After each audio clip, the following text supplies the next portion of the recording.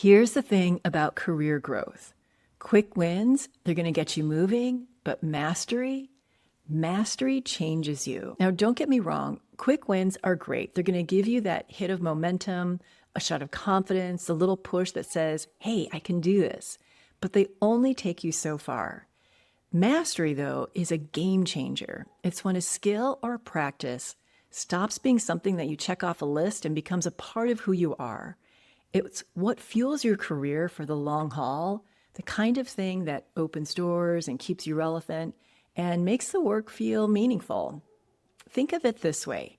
Quick wins are sparks. Mastery is the bonfire. So here's the real question. Are you building sparks or are you building a fire that's going to keep you lit for years to come? Both are important, but at some point, if you want longevity, develop your mastery. Hi, I'm Laverne McKinnon, and welcome to the Moonshot Mentor community. If you're navigating a career transition, whether you're stepping up or getting started or making a pivot, you're in the right place. I'm a career strategist and a grief coach, and I love to help people going through career changes sort through all of the noise, spiritually, strategically, and tactically, so you can make moves that actually feel aligned.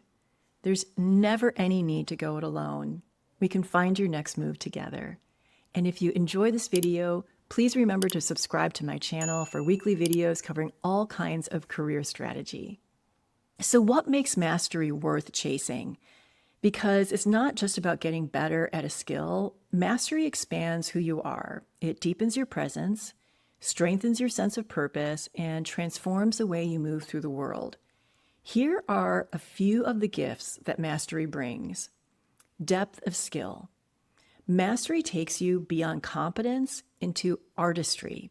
It's the difference between playing the notes and making the music. Identity and confidence. Over time, your practice stops being something that you do and it becomes a part of who you are. So the confidence, it flows not from performance, but from presence. Strategic advantage. In a crowded, competitive world, mastery gives you vision, and it's going to set you apart because you're going to be able to see patterns, anticipate challenges, and you're going to be able to deliver results with precision and reliability. And then there's resilience. The long arc of mastery, because mastery takes time, it builds patience and persistence. And you learn how not to crumble when you hit setbacks because you've trained yourself to see them as part of the process and not the end of the story. You have a sort of like a ninja ability. Next is fulfillment. At its heart, mastery is about joy. The joy of immersion, of purpose, of knowing your work holds meaning beyond this very moment. For me, the pursuit of mastery has been a long road. Going all the way back to 2015, when I earned my very first coaching certification, I decided to go after the highest credential offered by the International Coaching Federation. It's called a Master Certified Coach, MCC. Think of it like a doctor finishing their residency and passing their boards. It signals to the world around and also to yourself internally that you are at the highest level of trust and expertise in the field. So I knew from the start that this wasn't going to be a quick win. And I'm a planner, I'm a strategist, so I mapped out what it was that the MCC required. And I'm going to tell you now, just to illustrate just how intensive the process of going after this mastery has been. The MCC requires 2,500 hours of coaching experience, 200 hours of coach-specific education, 10 hours of mentored coaching, a 3-hour written exam, and then I have to demonstrate mastery of the ICF core competencies and also demonstrate mastery of the ICF Code of Ethics. And of course, there was a huge investment financially as well, not just my time and my resources and my intellectual rigor. It took me almost a decade to check all those boxes. And along the way, I learned 5 aspects of mastery that I never considered when I started out because for full disclosure, when I initially started the process, I just wanted that credential. I just felt like, wow, this is like getting into an Ivy League institution and then graduating, with the highest of honors. But along the way, I learned some really important things. The first is this concept of depth of skill. I had to stop hiding behind my intellect. As I referenced, the planning, the strategizing, the note-taking. I am an avid note-taker. Mastery required me to be fully present, to listen not just with my ears, but with my gut and my heart.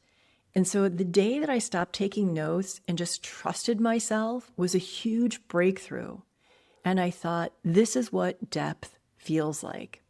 The second category is around identity and confidence. I've always been the straight A student who wanted to nail it the first time, and I frequently did it. But with getting my MCC, I spent 8 months under supervision with a mentor coach who told me over and over, not yet, not yet, not yet. I just wasn't hitting the competencies, and it was so frustrating. It was really difficult to let go of the gold star mentality and learn to trust the process instead of proving myself through hitting timelines or getting perfect scores. So it was a very humbling experience to keep failing. And it was also really freeing because at one point I just realized I am not the A+ student, so I just have to let it go. I have missed my performance evaluation so many times that I just had to then surrender to the failure and figure out, oh, wow, this is what I'm learning and this is what I'm discovering about myself. And by losing that perfectionism, I was actually able to step into mastery because it's a relationship, not a target. Okay. Strategic advantage. Absolutely. That was one of the things that was really important to me about getting the certification is I just felt like it would distinguish me to the other, there's something like 60,000 coaches worldwide. And so I wanted to be in this top 3% of coaches who had that level of mastery. So yes, MCC gives me credibility on paper, but what I discovered through this decade-long process is that it's not just about opportunities and corporate training and executive coaching. The real advantage is what's been happening inside of me. I feel more grounded, I feel proud, and I feel certain. And it's that confidence that's fueling a greater vision, and it's giving me the guts to make bigger and bolder moves in my career.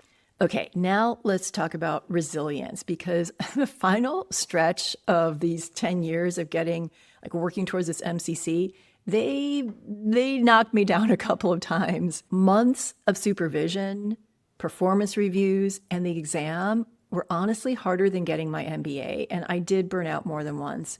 But it was never about whether I wanted to be a coach. That part has always been very clear to me. What was foggy was why I wanted the MCC. And with the support of my mentor, I did finally realize that it was bigger than me just wanting the validation of excellence. It was about impact and showing up in the deepest way possible for my clients. And that's why I was having a real struggle, because I felt confident that at some point I would get the A. What I wasn't feeling confident about is, will I have impact? And being able to own that longing, that dream, that moonshot, that's what was hard for me to step into. Because moonshots, there's always a risk of failure. It's inherent in the definition of a moonshot. So in order to keep going, I had to reconnect with my purpose. And my purpose is helping people across their finish lines. And I anchored myself in 3 of my core values: love, laughter, and learning. And that's ultimately what pulled me through.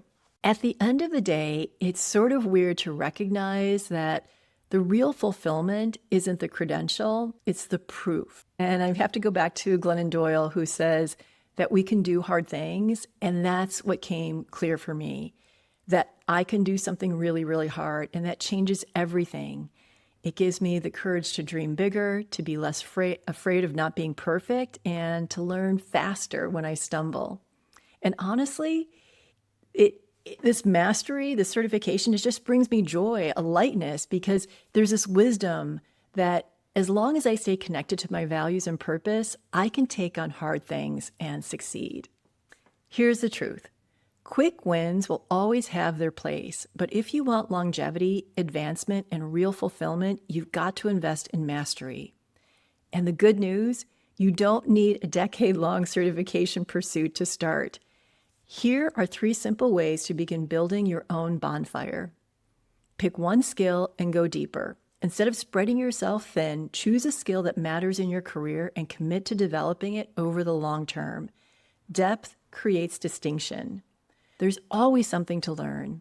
One of my writing coaches would always have us go back to fundamentals at least once per year.